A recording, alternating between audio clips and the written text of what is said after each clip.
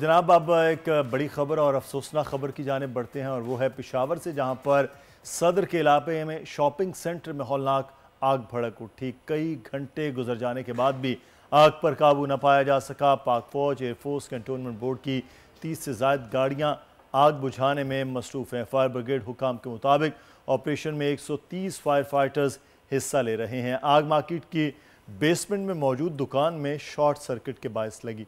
पाक फौज के हुकाम भी मौके पर मौजूद हैं और ऑपरेशन की निगरानी की जा रही है। रास्ता दुश्वार गुजार होने की वजह से आग पर काबू पाने में मुश्किलात का सामना है। बिल्कुल, इस वक्त आसिफ शहजाद हमारे नुमाइंदे हमें ज्वाइन कर चुके हैं, उनसे हम बात करते हैं और जानते हैं कि आखिर क्या वजह है जो अब तक काबू नहीं पाया जा सका। जी शहजाद।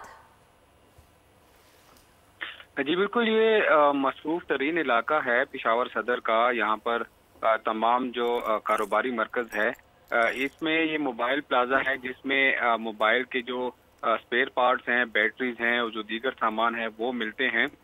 तो इसमें बेसमेंट में आग लगी है, तो इसने देखते ही देखते पूरे प्लाजे को अपनी लपेट में ले लिया। इसके साथ साथ जो इसके इर्द गिर्द जो है कुछ रिहायशी इलाके हैं, उनके घरों को भी आग ने अपने लपेट में लिया है।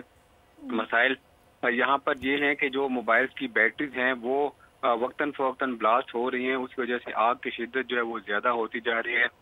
रात से जो है इस पर काबू पाने की कोशिश की जा रही है। पाकिस्तान एयरफोर्स, पाक फौज, कैंटोनमेंट बोर्ड, रेस्क्यू 1112 समेत जो दीगर इमदादी इदारे हैं वो इस वक्त मौके पर मौजूद हैं और इमदादी कार्रवाइयाँ जारी हैं।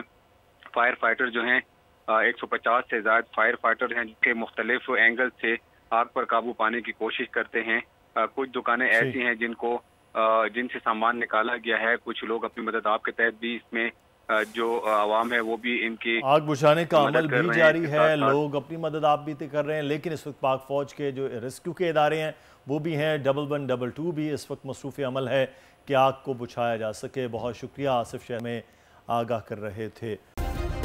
सब्सक्राइब करें और बेल दबाएं ताकि कोई खबर रह न जाए।